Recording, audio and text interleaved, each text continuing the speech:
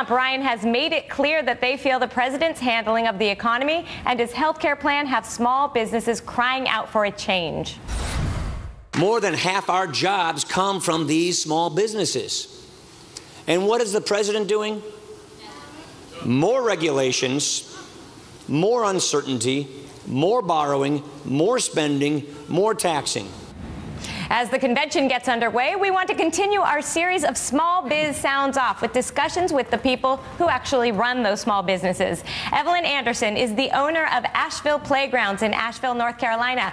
We first introduced you to Evelyn during one of our makeovers. And joining me here in the studio is Brian Hamilton, the co-founder and CEO of SageWorks, Gene Marks, the president of the Marks Group and a small business columnist for the New York Times, and Brian Cohen, the chairman of New York Angels and an entrepreneur yourself. Thank you for joining me, all of you. Good to be here. Yeah. Evelyn, I'd like to start with you. As we head into the conventions, or as we're at the conventions, what are you hoping to hear from the candidates? Well, I don't know if either party really addresses the needs of very small businesses like our own.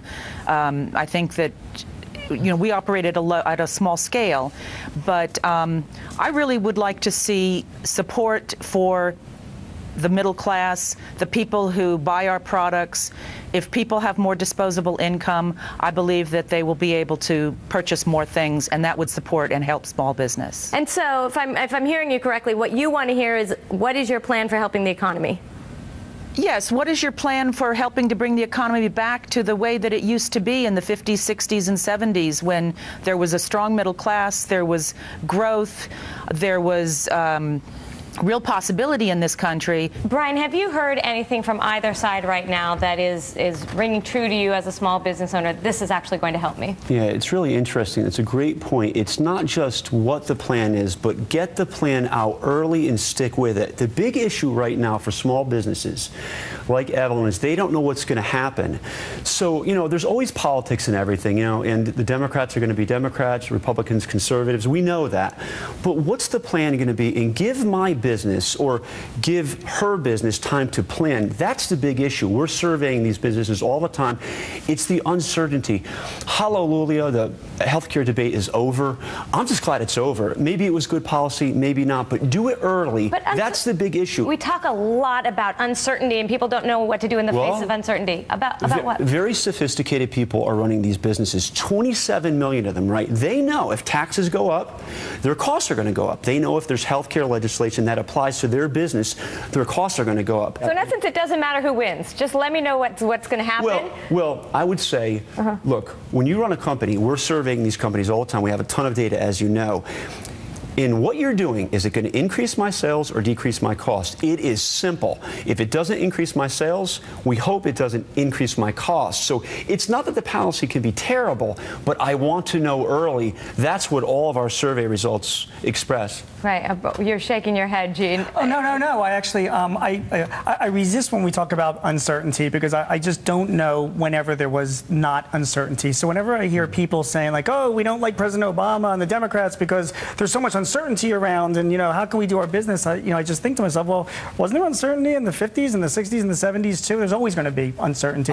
What Brian's saying, though, I think is exactly right about at least knowing what we can expect in the future. I'm really happy that Romney chose Paul Ryan to run with him. Why? Because he is now really making a statement that they're going to focus on the economy. I'm really happy that President Obama then came out and said, I respect Paul Ryan and think that he's a good man, and he will be able to communicate with Governor Romney's policies, but I don't agree with his policies. At least for the next few months, hopefully, we will be getting the respect of the candidates to give us both sides of what their plan is, so that we can make an informed decision as to who we want to see leading the country in the next 4 years. And when you talk about plan, what are you specifically talking about? Taxes, reducing the deficit? What are you talking about? Well, for me, actually, to help small business. Right. And again, when we talk about different people have different things that concern them. My biggest concern as a business owner is our national debt and our deficit. It's a concern to me to see that kind of thing and what it will do to our children, what it will do to my expenses going forward, what it will do to my retirement. I have concerns about that. I would like to see a plan like Brian is suggesting, to see which candidate is going to reduce the deficit over a period of time. However, no matter what plan that they present, president, I got to say I'm not quite sure if they even know if that's going to work or not.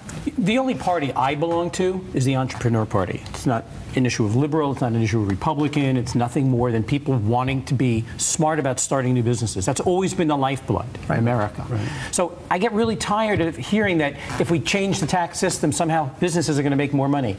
People change their businesses to make more money, not taxes. The socioeconomic changes that we're going through now are real. They're not easily fixable. You don't snap your fingers and all of a sudden it's going to be great again. These are very serious internet-changing issues where the leverage, the profit in the marketplace has been dragged way, way, way down. So there are new companies finding new ways to create new businesses every day. Obama has signed the Jobs Act, new financial models for companies to get new money where they couldn't get it before. This company that I'm building now, that I started with my son, is driven by changing the dynamics for big companies that were challenging so that they're going to find it hard to succeed because we as a small company are being creative and innovative. So in this economy, which is the creative innovation economy, we all have to learn to adapt and be smarter. True, but for the person running a bakery, you know, I run a tech company, so I understand what you're saying. I agree, Brian, but for a person running the bakery, if you increase their taxes, okay, and you don't tell them early in advance or whatever, that does have a big effect on their cash flow. Remember, they've got mortgages, credit cards, so on and so forth. To Gene's point as well, you know, I agree with you, there's always been uncertainty. However, the political environment in Washington right now, historically, is at the pits, and it does make a difference, and it does create uncertainty.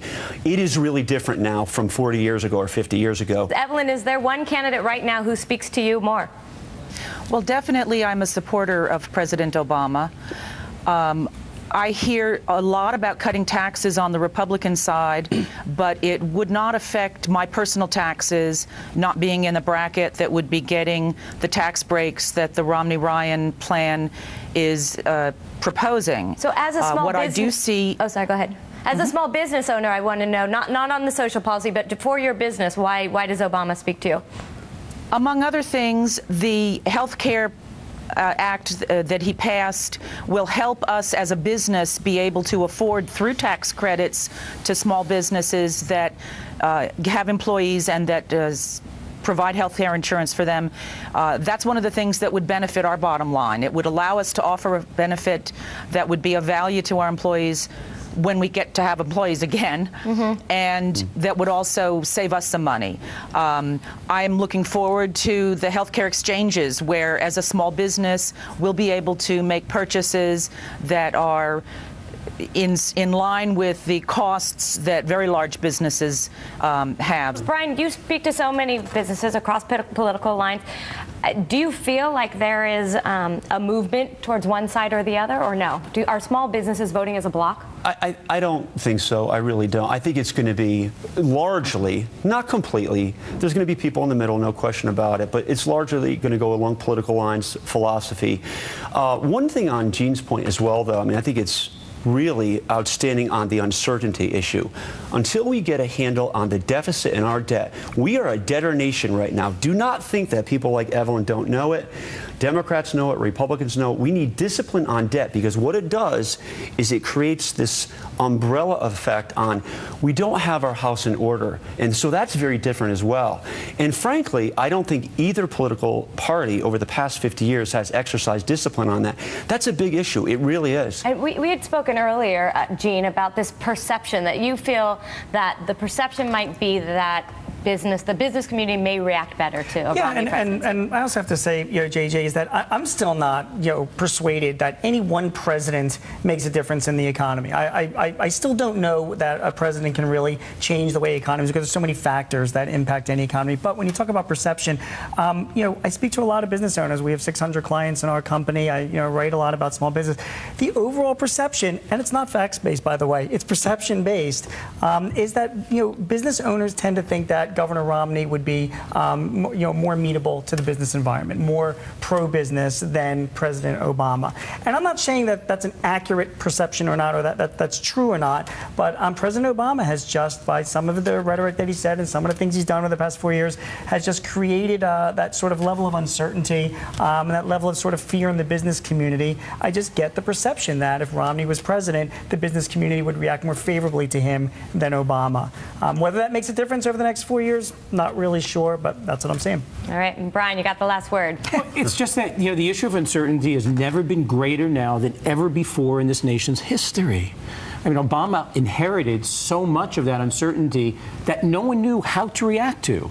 So getting how many, 28, 29 months of increased growth, getting all of these new jobs acts passed, 18 tax cuts, so far as I remember, I'm told.